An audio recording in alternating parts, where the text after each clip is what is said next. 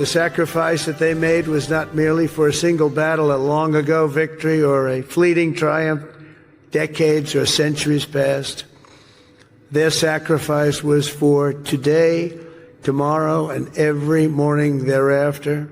Every child that lives in peace, every home that is filled with joy and love, every day the Republic stands is only possible because of those who did what had to be done when duty called, and the cost was everything to them and to their families. Our debt to them is eternal, and it does not diminish with time. It only grows and grows and grows with each passing year. The greatest monument to their courage is not carved in marble or cast in bronze. It's all around us, an American nation, 325 million strong, which will soon be greater than it has ever been before. It will be. Hello, everybody, and welcome to the Great America Show. It's great to have you on this, with us on this Tuesday night here. Rob, I'm going to pick that up. Sorry. Hello, everybody, and welcome to the Great America Show. It's great to have you with us on this beautiful Tuesday night here in America. Thanks so much for spending part of your night with us. That was President Trump over the weekend in Arlington National Cemetery, paying homage to those loved ones that we've lost in the line of duty and thereafter. And the great deal of gratitude and respect we owe those great Americans for doing so. The sacrifices that they've done allow us to live a free life here in America. Let's turn to some news, folks, of the week and everything that's going on today. We're going to be joined in just a few moments by the great Mark Mitchell of Rasmussen Reports. He's got wonderful numbers for President Trump. The American people have spoken.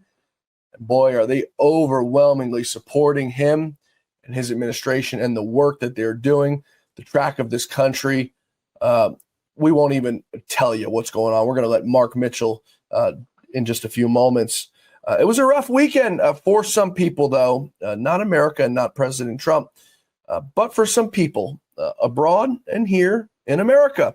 We're going to start with the president of France, Emmanuel Macron, stepping off an aircraft. But just before he stepped off that aircraft, he was met with some resistance from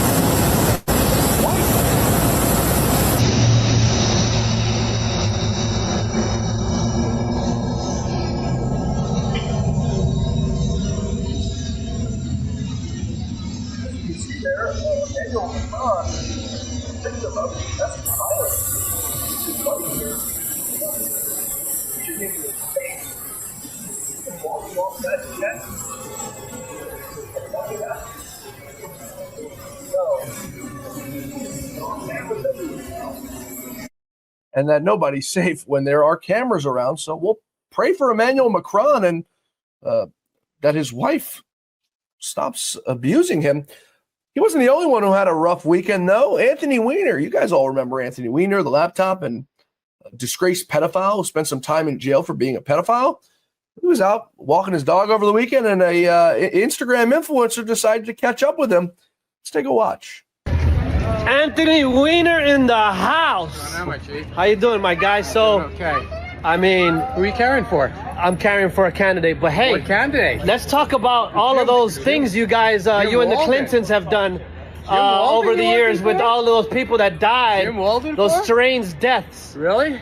Anthony Weiner, folks, the guy, more to the list. the Let's add guy one who's more been to the list. texting minors. Let's add one more to the Look list. at this guy. Add this guy to the list. This is Anthony Jim Weiner. Walden, this is who's working for you. It's almost time, Jim folks. Walden, this is It's who's almost working for time, you. folks. Jim Walden.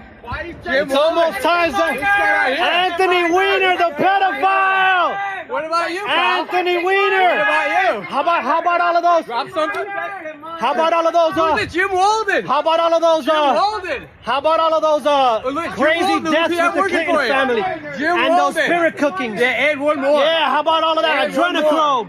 What's up with all that Add adrenochrome, one my more, guy? pal. You look like you got You some wanna add one adrenochrome more? on. You want to add one more? Hey, look at Anthony Weiner, folks. We'll cut it there before it gets into the profanity. But a rough weekend for Anthony Weiner, who's decided he's going to run for mayor of New York City. Not entirely sure why he'd want to subject himself to the embarrassment of it all, but nonetheless, he is running. And I wouldn't say we wish him the best of luck because he faces an uphill battle, but good on that fella for calling out for what he is. Anthony Weiner is a known pedophile, went to jail over it, and should be nowhere near allowed politics ever again, or near children for that matter. So sort of an interesting weekend for him. Also over the weekend, or in fact Monday, Dan Bongino, the assistant director of the FBI, announcing a new investigation, 3 very big issues from the prior administration that he and Kash Patel now want to look into. Those of you joining us on audio, we'll break it down for you. Dan Bongino tweeting this out Monday morning. The director and I and most of our incoming reform teams in place by next week. The hiring process can take a little bit of time, but we are approaching the finish line. This will help both in doubling down on our reform agenda.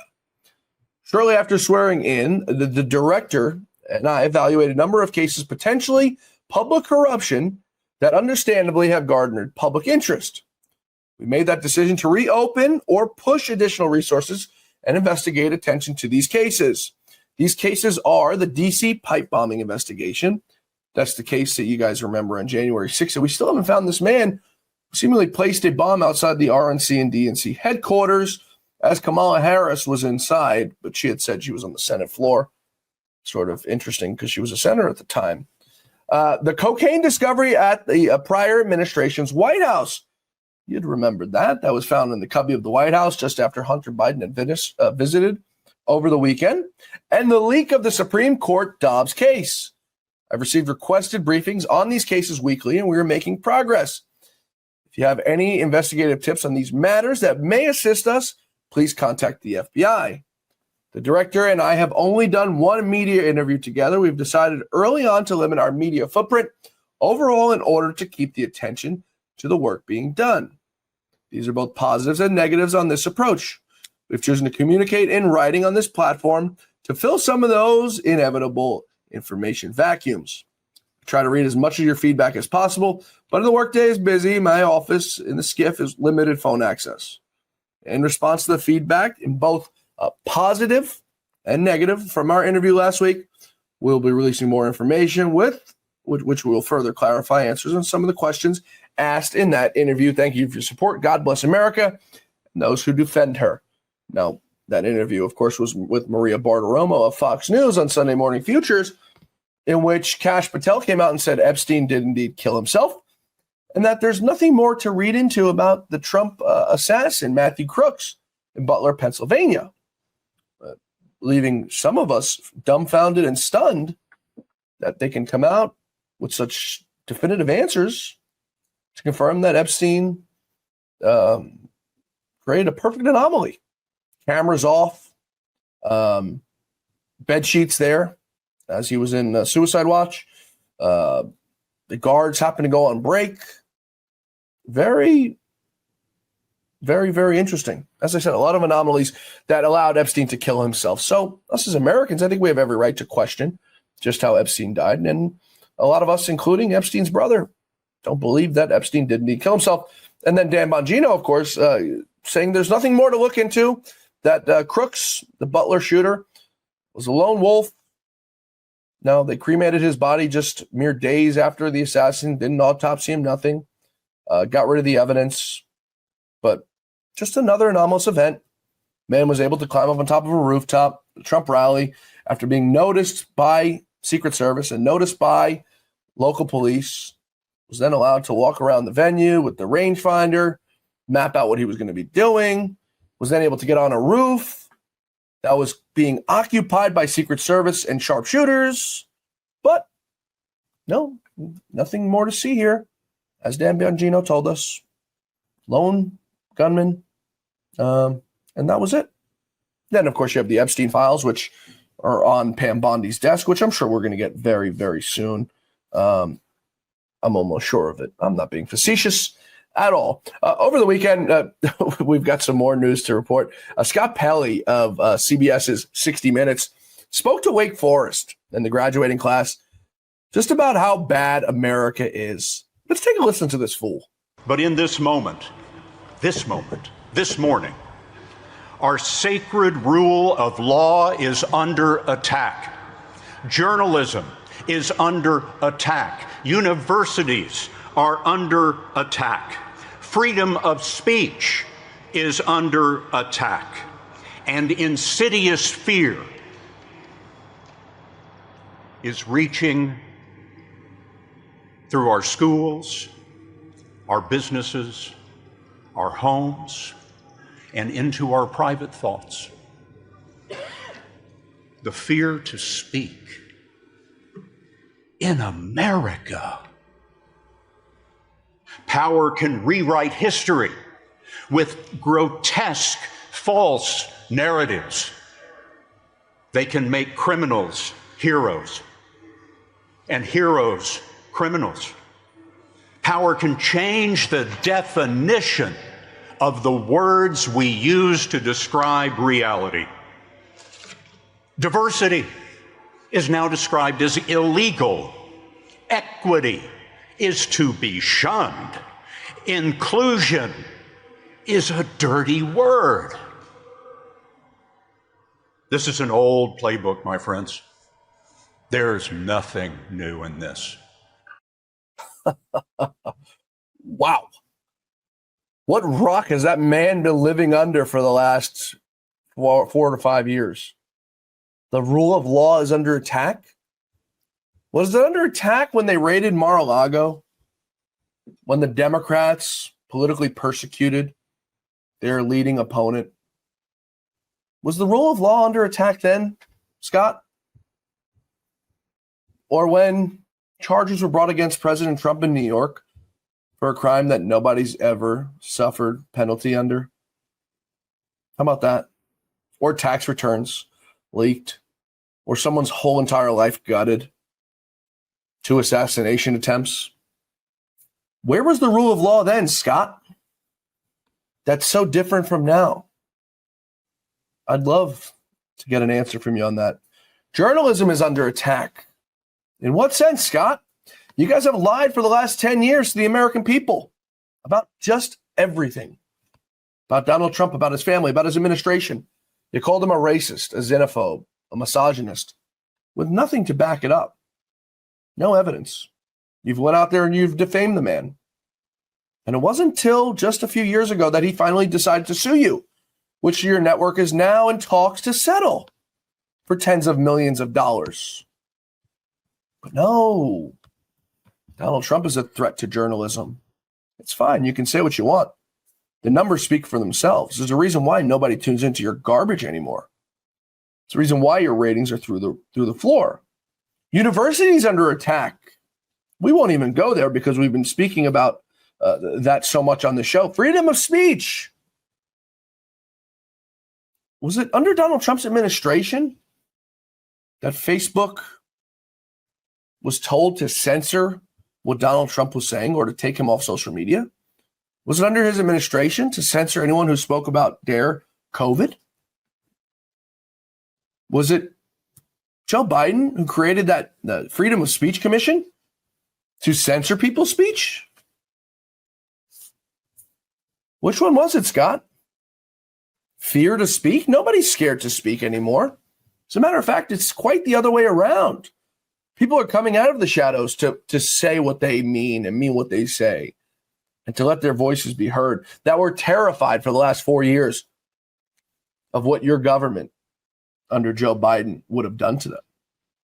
The political persecutions, the harassments from the government, from the Federal Bureau of Investigations, harassing people. That man is a total fool, Scott Pelley, who should not be on air. I mean, I'm not even talking about it from a freedom of speech aspect because he's free to say what he wants, but he's a liar. And he works for a network, which means he has bosses. So I would urge Donald Trump to not just settle that lawsuit yet, to let it keep going. Let's get to discovery and let's find out what kind of dirty work CBS is doing behind the scenes. Speaking of President Trump, I promised you Mark Mitchell is going to be with us, the lead pollster for Rasmussen. He's going to join us in just a minute. Great polling out for Donald Trump today. Approval rating through the roof. the direction of the country hitting a new high. Mark Mitchell's here to tell us all about it.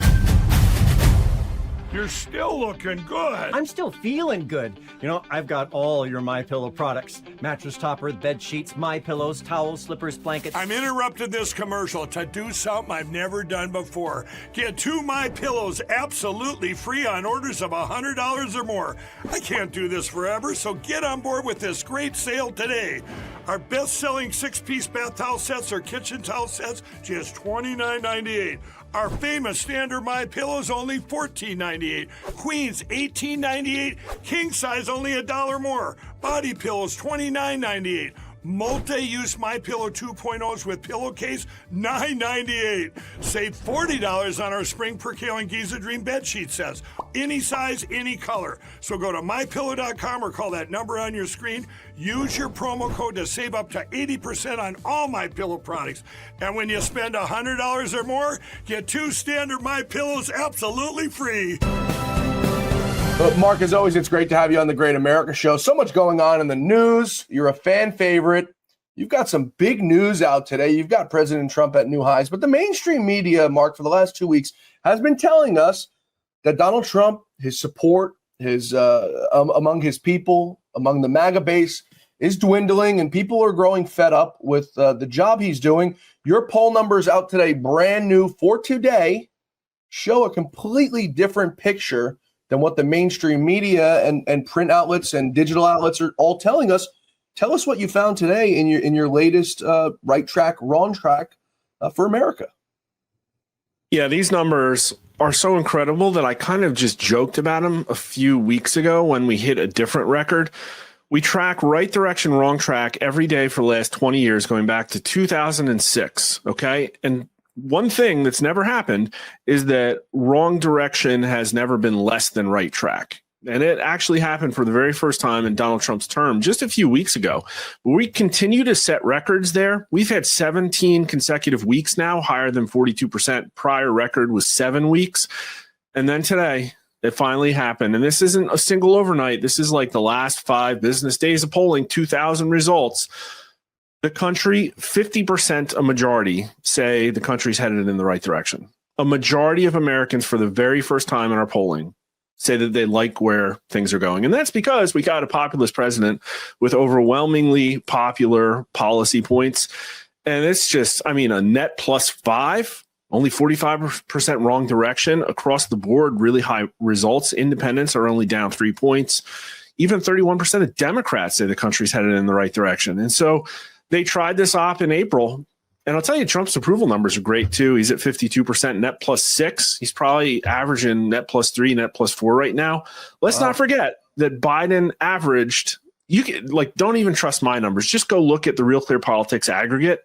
Everybody was like, oh, the horror, oh, the horrible Trump approval. And they forced his number down to underwater 7. In the Real Clear Politics aggregate, Biden averaged 15 points underwater his entire term, and you didn't see headlines about his approval. So it's all fake and stupid. You know, it's funny. In the last month, just looking over Real Clear Politics averages, there's only 2 people who have had him over 44%, and that is Emerson and you. Now, Emerson goes back a little bit further than just about a month ago, but Rasmussen's the only one who's had him over 44%, at 48% in your last. Now you have him at 50. But you look at Economist and YouGov from last week, they have a right track, and this is right track, wrong track, folks. 41% say the country's on the right track, according to Economist YouGov. Harvard Harris, which is a far left-wing operation, has them at 42%. Marquette, 42%. Qantas Insights, 44%. And Big Data Polling at 41%. Where's the discrepancy here, Mark? How is it that you're 7 points, anywhere from 4 to 7 points off from where these folks are? Where is the discrepancy there for us laymen in polling? Well, how many times have you heard, well, the industry just has a really hard time polling Trump supporters? Oh, almost every time you talk about polling. Well, I don't. I don't. And it hasn't affected my accuracy. It's not like I have too many of them. Again, looking back at the fall, we missed to the left. But what it comes down to is most of these characters, we've talked at length about how they bake in essentially a negative Trump sandbag, some of them as much as 25-point sandbag on favorability, Reuters, Ipsos. And so obviously they're going to get right direction, wrong track, wrong, but they'll probably get it wrong about the same amount over time. But if you look at the direction of country aggregate on Real Clear Politics, even though they sandbag Trump's right direction, you can still see Trump won there. People were much happier with the direction of the country, even in the lying pollster industry, with Trump won than with Biden. Biden came in strong, according to the liars, and that's because the establishment got what they wanted and everybody was a sugar high. But that immediately imploded in the fall of 2021, and his presidency was horrible. And even looking at the industry now, I mean, this margin is flirting with the highest that Real Clear Politics has ever seen, even going all the way back to Obama. And so I have our numbers beating Obama for Trump, and they don't yet. And that's because, you know, the media pollsters really, really, really loved Obama. It was a seminal event for them. Oh, they fawned over him. I'll never forget Lou Dobbs commented about him wearing a tan suit to a press conference, which I don't think you've ever seen a president do it. So Lou commented on it, and the media went nuts. Well, what the hell does Lou Dobbs know about fashion? Blah, blah, blah, blah. But let's look at the spectrum of things that he's done so far. He's managed, number one, to keep us out of wars, which is, in my opinion, it's probably the most important thing that you can do in this country, second to maybe the stock, coming in second, maybe the stock market and people's 401ks. But keeping us out of war, he wrapped up a trip abroad over in Saudi Arabia, UAE, and Qatar, and he came back with, they say, somewhere to $3 to $5 trillion in U.S. investments. Not the government getting $3 trillion. This is private companies and public companies in America getting $3 to $5 trillion in contracts. Okay. Comes back with a free 747, which the media had a total meltdown over. You can't take it. You had guys like Mark Levin out there calling every Saudi, every Qatari, anyone from Emirates terrorists. I mean, it had people, Mark, in full-on meltdowns that this man was able to go over to the Middle East and come out not with a new war, but come out with gifts for America and come back with investments for American companies, some which are struggling mightily. Not talking about Boeing. Yeah. Yeah. Listen, things are changing there fast. And one of the things I've noticed, and let's be real, I fight an info war every day, and I try to understand how. Yeah. Who doesn't? Right. And I try to understand how these lies affect people. And unfortunately, the truth is that neoconservative lies are actually still very palatable to the people. Isn't neoconservative pejorative for Jew? I guess Mark Levin should be the expert on such things, and he tells me it is. But anyways, Putin invaded Ukraine, and people were like, oh man, we need to support them. A lot of people wanted to send troops. A lot of people want to send troops if China invades Taiwan. This is all how it started. But after about a year and a half, people started to wake up to what was going on in Ukraine, which was a lot of money was going there. It's a stalemate. There's no way Ukraine could win. And I think what we're seeing is people are starting to wake up on the Middle East too. And so Donald Trump going down there, great optics, interacting with all these very wealthy world leaders and showing that we're open for business and creating business deals as a counter to all of the drum beating that's happening right now to bomb Iran, to get involved in Israel. And people are starting to just now make really big moves. Because I'll tell you what, this Israel-Palestine stuff was just a fog of war. People had no idea what to think.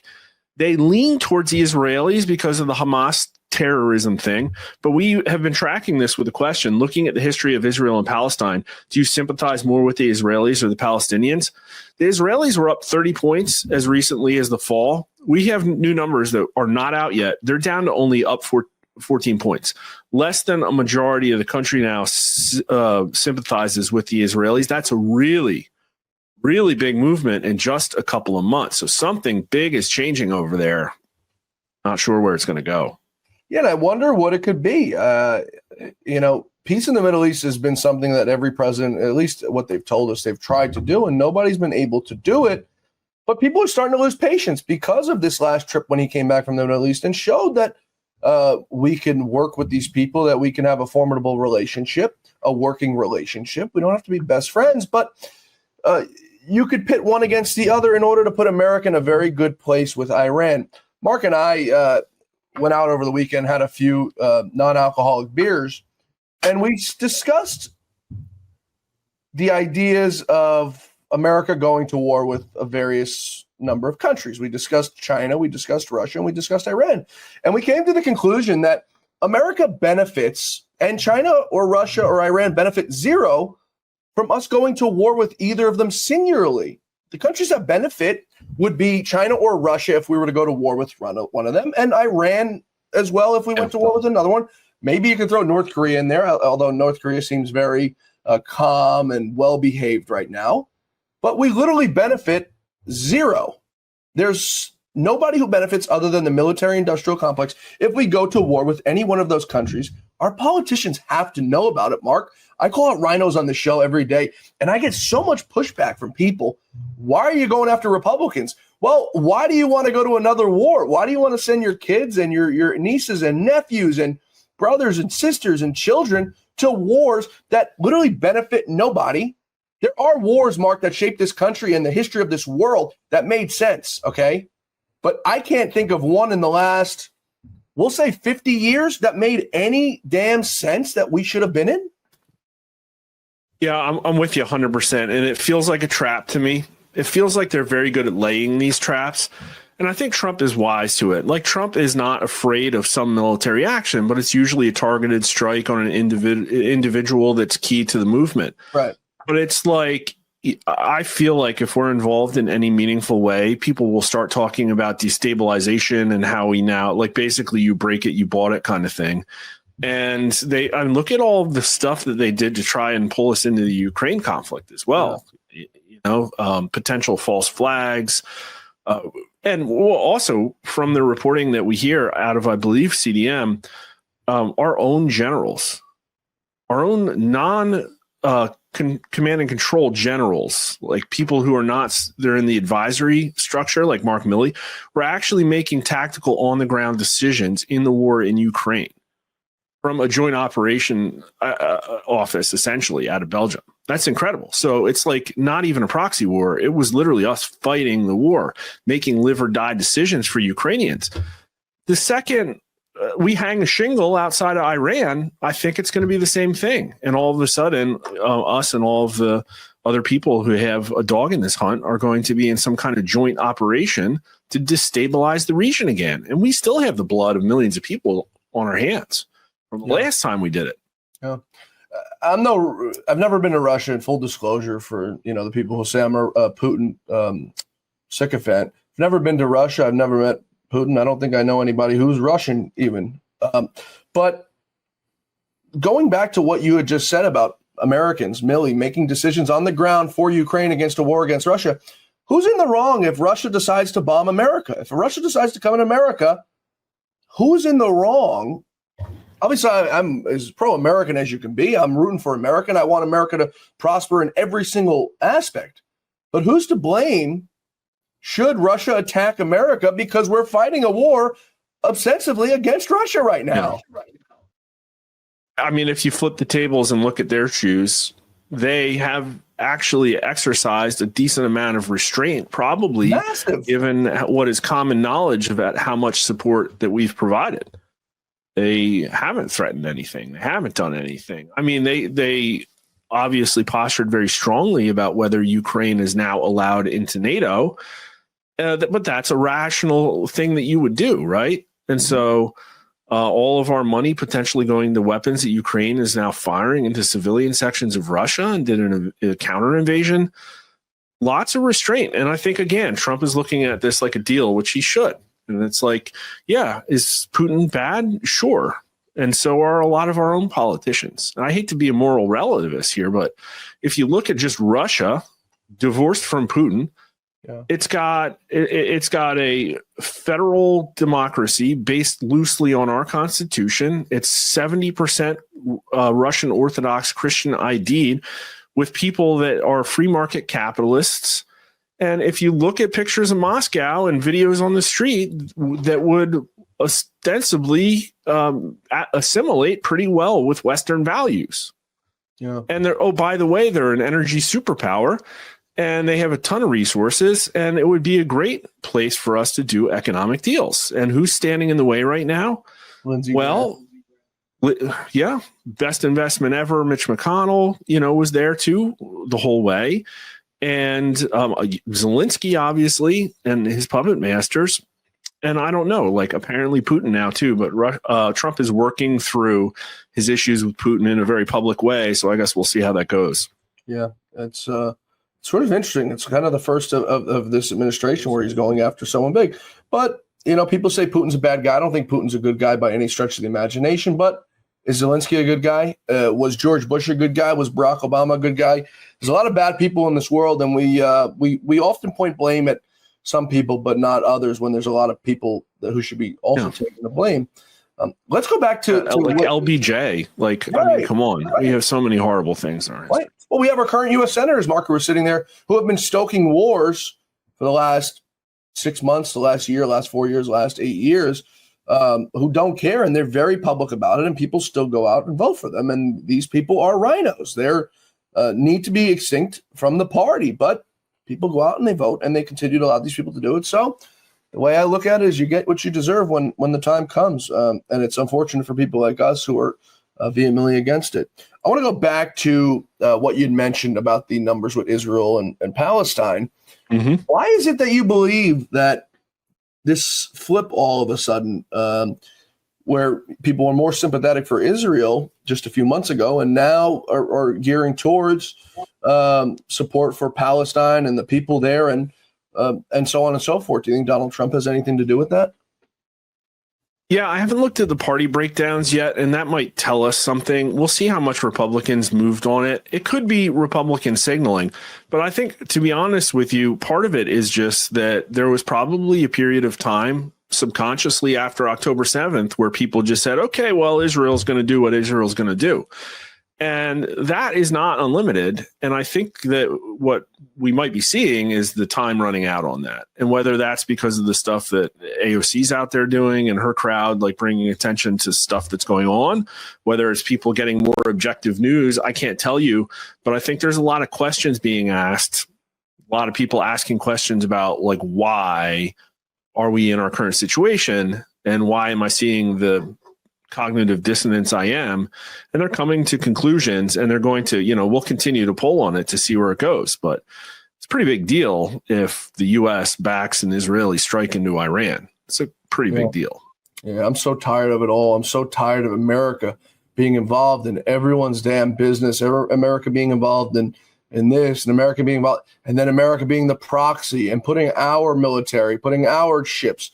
We have a completely depleted military right now, whether it be our airplanes, whether it be our ships, or even enrollment numbers in the military. They're starting to tick back up. But those folks who just enrolled in the last few months, Mark, you know how long it takes to get through training. You're not, you don't sign up and you're not out there the next week. You got to go to school. You got to go to training. You got to do this, and you got to then pick your trade. And, it's going to take a year probably. Tell me if I'm wrong, for some of these people who are just enrolling now to get out there. And, we're in a pretty imminent situation for some of these wars that these people are stoking up. Who knows if America could actually win a war right now? I'm more confident with Donald Trump at the helm than I was at Joe Biden or Barack Obama. But I question our military preparedness. Yeah, as do many people. We poll on that as well, and I'm trying to pull it up quick. But we ask people, how likely is it would we win this conflict? How likely is it that we're willing to or able to compete against other geopolitical foes? And the numbers are not great. Now, I'm not a party guy, and my politics is common sense, but I'm willing to give the Biden administration credit for what little they did. And obviously they destroyed military recruiting.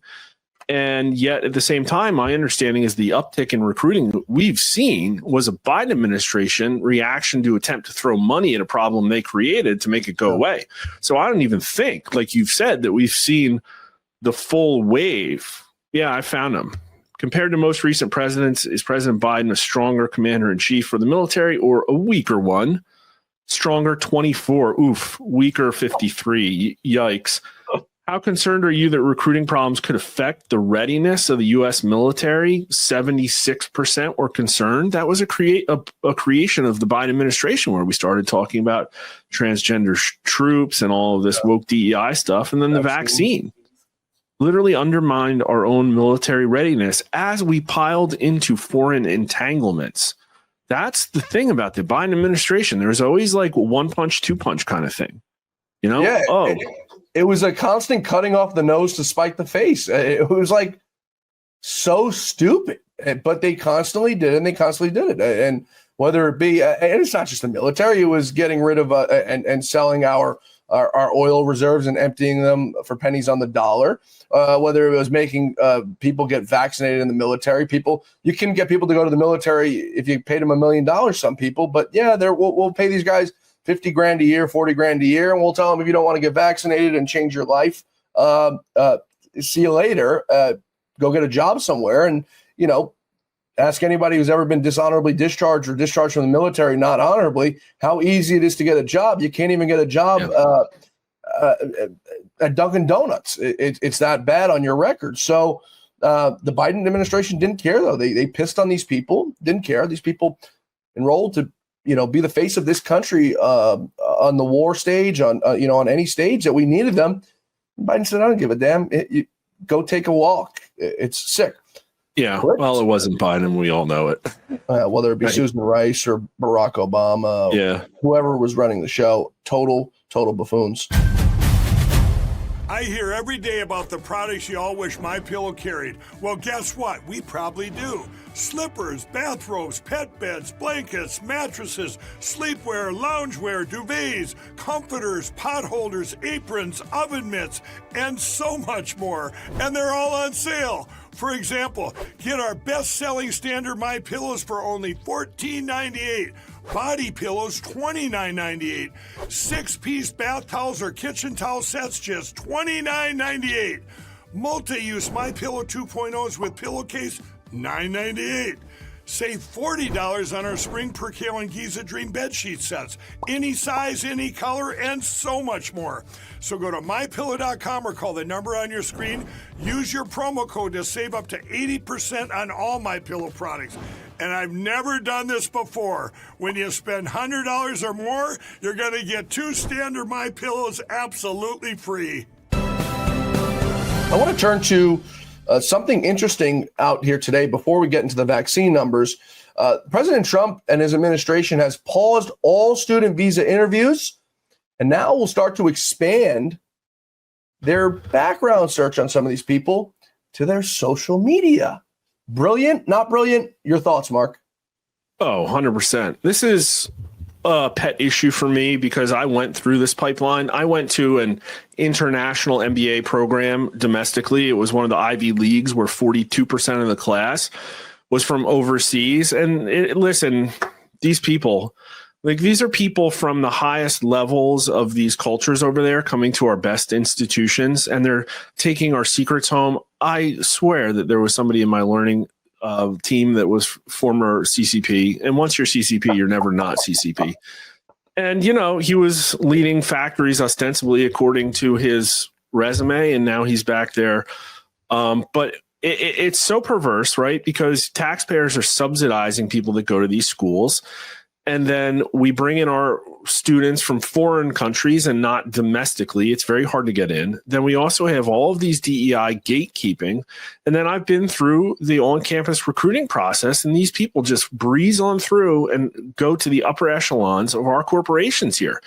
And I don't want to be a conspiracy theorist, but it's a very perverse pipeline that uses our own visa programs against us. These people are not getting paid less. They're getting paid probably more because they're failing upwards. And they're going to the top of places like McKinsey, who are partnering with our government and are all big global homo corporate masters to create essentially cultural imperialism in the United States from the top down. And it's all being done by morally flexible foreigners and MBAs. And then what they do, they say, oh, you know what? We're going to outsource. And they're going to send all the engineering jobs to their home country. It's sick. And it's got to get, this is why all of the jobs have gone to foreign-born workers and not to domestic workers. What a disgusting trend. Again, something that exploded under the Biden administration. Yeah, we're paying, because these people get a lot of money, as we've seen Harvard and some of these other institutions, from the government. So our taxpayer dollars are going. Now, you could break it down any way you want. Some people will say, well, the money was going to the school for this and that. It doesn't matter. It goes into one bank account. Wherever you spend the money, the school's still getting it, and they're able to operate off of that expense. So the school's getting the money, and we're putting foreigners, as you said, a large portion of these kids in schools, we're paying to educate foreigners to compete against our American citizens. I try to break everything down, Mark, on this show to just very simple, because that's how I like to be taught things, is simple to understand it. I don't come out here and start showing all types of complex things. I want everybody to understand at the same level that I understand. And that's why Donald Trump, by the way, is so popular, because he explains things so layman that everyone understands where he stands at. But let's look at this for a second, Mark. We're paying to send foreigners to school here in America at our top institutions, our top 10 schools in America, to then go out in the workforce and compete against American citizens born here for different jobs. But then we'll take it a step further. Those institutions have to meet quotas, right? Which, in my opinion, is highly illegal. You've got to meet quotas on how many blacks you hire, how many Hispanics you hire, how many Jews you hire, how many transgenders you hire. So now you take the white man, and he's not just at a little 10% difference. He's at a 99% difference. If you're a straight white male who went to an Ivy League school going for a job up against someone who is gay or someone who is transgender or someone who's of a different race or religion. Yeah, Trump made this a really big part of his agenda after he got into office. I don't know where he woke up and understood how bad the problem is, but it's like everything in our society, it's all weaponized against essentially the backbone of the society. And there's so many ways it's perverse. So foreign students are taking the place of a slot that somebody could come in and they're bypassing the immigration program, and their vetting is their GMAT score instead of anything else, right? Yeah. So then we're subsidizing them with taxpayer funded debt. Then they're also writing private loans. They're going to get packaged into a securitization that's going to get borne by some public worker pension program. And so the taxpayer's eating the defaults, or I guess you can't discharge, but they're on the hook for backstopping that. Then they're taking domestic worker jobs, and then they're literally destroying domestic worker society, right? Through cultural Marxism. And then they're undermining equity value that retail investors, they're destroying equity value. And I'm not pointing this all towards foreigners. I'm pointing the finger towards a system that was built with everybody's interest in mind, except for Joe Sixpack. Like the idea of like a plumber out there subsidizing Harvard educations when those people are going to ship that person's bread and butter to some foreign country. And that's why they want the foreigners to set up the global, subsidiary over there, because they speak the language and have the political connections. It's so perverse. Yeah. Before we wrap up here, Mark, I know you're short on time, and I appreciate you taking the time to join us on this very busy news day for you. Rasmussen reports, I always say, top pollster in the country. I was out to dinner over the weekend with a friend, and he said to me, that guy, by the way, I plug you as much as I can, Mark. So hopefully, thanks. But that guy, he's good. His polling's really accurate, but he's a Republican pollster. He says, well, what makes you say that? And he said to me, well, you look at all his polls, they're all in favor of Republicans. I said, no, but you look at his numbers. He was very accurate in the 2024 election, the 2020 election. But there's one problem with your proposition. It's that Mark was too far to the left in this past election, not too far to the right. So just because Mark's on the right side of history by being an honest pollster doesn't make him a right-wing pollster. And I've got to know Mark very well over the last few months, and he's an extremely honorable person, and I can't see any instance where Mark would skew numbers or lie about numbers to fit one narrative or another. He's put out bad polls for Trump. There's very few of them, but he's put them out, and there's very few of them because I think the American people overwhelmingly think Donald Trump is doing a great job. Mark, let's turn to back to vaccines. RFK Jr. coming out today, getting rid of mandatory vaccines for children. and other groups of people in this country. What say you? I mean, we polled on vaccine more than every other pollster combined, which was not hard because most of them ran from it, unless you were Morning Consult. Morning Consult got given a very large, probably tens of millions of dollars corporate grant to run vaccine polling. And so they reached out to millions of Americans throughout the COVID era and asked them every day a whole lot of questions about vaccines. Oh, no. They only asked them, are you vaccinated or not? That's what our government spent tens of millions of dollars. And we, for free, as a public service, decided to ask about it. And we found horrifying things, absolutely horrifying things. I don't want to get this thing demonetized. But it's fair to say that a majority of the country suspects the vaccines for causing fatal side effects. And a significant amount of the country said that they suffered vaccine adverse events. Impossible to ignore lower double-digit number of people think that the vaccine caused a death in their family. Wow. And so a lot of people are very concerned about the vaccine. Now, I think the reason that COVID was a problem for Biden was blowback from the oppressive overreach, not necessarily the vaccine safety. And so it's still a minority of the country that this is a core issue for. So what's interesting is we saw this coming and tried to ask about it. These numbers aren't public yet, so I'll just sort of give you directionally. But people are still getting their vaccines, believe it or not. It's actually in the 30s of people who say that in the last 12 months, they've still gotten a COVID vaccine or booster. That is wild. And then on top of that, we asked, should the COVID vaccine continue to be offered commercially? Half the country says yes. And only a small 30% number says no. But how likely is it that the COVID-19 vaccine has caused inflammation in the hearts of many vaccinated Americans? Half the country says it's likely. Only less than 30% say it's not likely. So that's a weird one where a decent amount of people say, oh, yeah, it's probably causing problems with people's hearts. And yet we still can't get to a majority of people that want it off the market. But the interesting thing here is that because he thinks it's the right thing to do for public safety, RFK is doing something that is not popular according to the polling.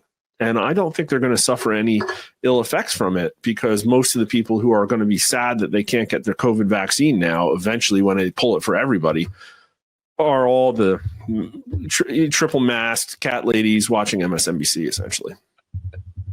Mark, I was on a flight 2 weeks ago, and I looked to the left of me, and there's a couple sitting next to me, and just very grumpy elderly people fighting with everybody about the bag space and this and that. And I'm like, what the hell is these people so angry about? We're going down to Palm Beach. You're sitting in first class. Like, what's there to be angry about? Which you and I spoke about this morning. People aren't happy in this world. But I look over and I'm like, these people are what they're angry. The guy next to behind them asked if they could just move a small bag so he could put his bag in. It was a whole thing. 2 seconds later, I look over, Mark, and they're putting their masks on, the ones that cover the nose, the ones that cover the whole entire face. And I looked down at myself and I just took a sip of my wine and laughed to myself because Americans are going back to that. But I guess there is reason to, right? If you want to get vaccinated, Mark, if you want to stick your arm as many times as you can to make yourself look like a sponge, I don't give a damn. Do it to yourself. Don't mandate. Don't tell me what I can do with my body, Mark. No, John, I disagree with you strongly. You know why? Why? There are, according to our polling, it is likely that there are very severe long-term side effects. And I would suspect that 80 or 90% of the people that are heavily vaccinated are being paid for by the taxpayer for their medical care, right? And so now these people, through their own need for mental security, are creating a problem where they're a burden on the taxpayer. That is a problem. Yeah. Do what you want with your body as long as I'm not funding it is what I think. Yeah, you bring up a very good point. But at the same time, I'm not going to stop you. You want to get 15 vaccines? Have at it. You know what the side effects are, and you know what what's being reported. And you'd mentioned monetization. So for YouTube, you're listening. I'm not suggesting one way or another. If you want to get vaccinated, get 100 vaccines if you want to. Get one a month, get one a year. Yeah. Whatever you want to do, whatever makes you happy, you go do it. Just know I ain't doing it. I don't think Mark Mitchell's doing it. But on that topic, Mark, a new highly infectious COVID strain from China that led to massive spike in hospitalizations has spread to the United States, including New York City. The new NB181 variant was first detected in the U.S. late in March and early April among international travelers arriving in California, Washington State, Virginia, and New York, with additional cases being reported in Ohio, Rhode Island, and Hawaii. The CDC has said there are too few cases in the U.S. to be properly tracked in its agency's variant estimates, but experts are warning that the virus run in China shows it spreads more quickly than other dominant strains of the respiratory infection. Is this COVID 2.0? Well, I'm a very cynical person, and I suspect if you trace it back, the release will be somewhere around the first week of April or last week of March to coincide with Trump's tariffs on China. Listen, I don't think China is in a very good place right now. But here's the thing. Just because Trump's in office, I don't think people trust the government. And this was a referendum election on the government, institutional trust, and the destruction. And I also don't think that people are prepared for the complete reversal in the mentality of this country since 2021. Yeah. Joe Biden created a massive backlash, essentially, on government overreach and also on this whole having stupid, ridiculous things forced down your throat for the good of society. So I think what would happen if they tried this playbook again is that they would be brutally ignored or mocked. And I hope that that's the case, because unless this thing has real, dangers, which I highly am suspicious of, then people who are afraid of a fast spreading flu, unless you have chronic health issues that make you susceptible, should probably be mocked. Mark, before we wrap up, I'd be remiss if I didn't get your comments on this. The Diddy case, I don't know if you've been following it closely. I've just been reading headlines, but I think you'll get a kick out of this one. Sean Diddy Combs' former assistant testified today, David James, testified that Diddy used to take pills shaped like Barack Obama's face and added that Diddy traveled with a bag of these containing 25 to 30 types of drugs. Should we be reading more into why Diddy had pills shaped like Barack Obama? I mean, yeah, of course. I think the last 4 years, history as a guide has told us that everything that looks even remotely suspicious probably is. And I don't think we've seen the last of Barack Hussein Obama. Tell you what, I really don't. And I don't know if that's because Michelle is going to get involved or be drafted, or they're going to figure out something. But the Democrat Party cannot stand to have AOC be the front runner. And it looks like she's getting there. Kamala Harris's numbers are going down. AOC's numbers are going up. And she can't win. Democrats want to win a national election again so they can put stuff in place to stop all of the horrors that Trump inflicted on the government. But here's some news for Barack Obama. It's actually very, very, very timely. I'm glad you brought it up. This happened just today. So approval index is strong approve minus strong disapprove. And Barack Obama actually had a really high approval index for the first half of his first year in office. But today, for the very first time, 10-period moving average of Trump's approval index has passed the curve for the first term of Obama. Beautiful. And so by this measure, at this point in the presidency, Donald Trump is more popular than Obama in 2009, in May of 2009. Wow. And I think it's going to hold up. It's a really impressive graph. If people want to see it, I just tweeted it out today about noon Eastern, May 27th. So funny stuff. You went on an Alex Jones little thing there. He starts every show with the date and time. I should do that. Yeah. Very, very, very interesting. A lot of things have come out about the Obama family. I think that a lot of Americans, you and I probably suspected, I know Lou Dobbs suspected, but a lot of Americans, I think, are getting a view into his relationship with his wife and it not being so good. I'm not sure if it's as bad as Emmanuel Macron and his I think it's worse. Former school teacher wife. But has that been confirmed yet? Or is that just one of the? Well, no, it was. It was his grade school teacher. As for the, it a man or a woman? We'll have to ask Alex Jones about that. France elected somebody who married his grade school teacher. Yeah. Yep. It's like a Bill Belichick. You don't know who Bill Belichick is. Oh, I'm trying to get Mark into sports. I made Mark watch the Knicks game on Sunday night. He was Saturday night. He was kind of getting into it. The Knicks were down by 20 points in the third quarter. Mark said it's done, and I got to explain to Mark that with 30 seconds left in a basketball game, it's an eternity. So maybe Mark will start watching basketball. Yeah. Why Mark, can't I try and get you into Dungeons and Dragons or something, right? Why is it going to be sports? Mark, you get the last word here. Whatever you want to sell, whatever you want to plug, the floor is yours. Yeah, Wild Times tonight. I guess this is airing today. Tonight at 9 p.m. Eastern, we're going to look at the graphs. And then we also have some really interesting polling about what Americans think about the cancer lies for Joe Biden. And so we'll be covering that at Rasmussen _poll. And I'm really surprised by this 50% number. I didn't think we were going to see it, and I'm surprised we hit it this early. It could have something to do with Memorial Day weekend, but I think what we're going to see is that Donald Trump is probably going to drift around with pretty good numbers all summer, and then they're going to try and hit him with something really big in the fall. They have to, and I don't know what they could with at this point. But, you know, they coordinated that August 2017 Russia collusion hoax, and it did draw blood on Donald Trump. And so I think that they need to do that as well. And we'll see, but we'll be covering it. Yeah, he puts Teflon Don, gives it a whole new meaning. The man is indestructible. So, you know what? It'd be surprising. There's really no more surprises with this man. His whole entire life, Mark, is out in the public eye. Every business deal he's ever done under scrutiny, any sort of consensual relationship he's ever had, exposed. So I'm not really entirely sure what more you could do to this man to try to hurt him, because number one, he doesn't give a damn. And number two, everything's already out there. So maybe they'll try the deep fakes. I don't know. They probably have like 100,000 computers working in parallel right now to come up with the world's best think of that, Mark. deep fake. Oh, God. Oh, God. Oh, boy.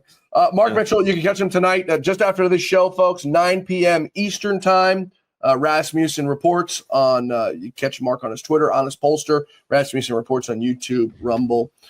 Please be sure to join Mark. I won't be with him tonight, but he'll be, I'm sure, joined by somebody good or just rambling away on his own. But it's me and my numbers. Everyone I talk to who knows Mark Mitchell or watches him mention Mark and his crosstabs. Sort of funny. Mark, we'll talk to you soon, brother. Great to be here. Thanks.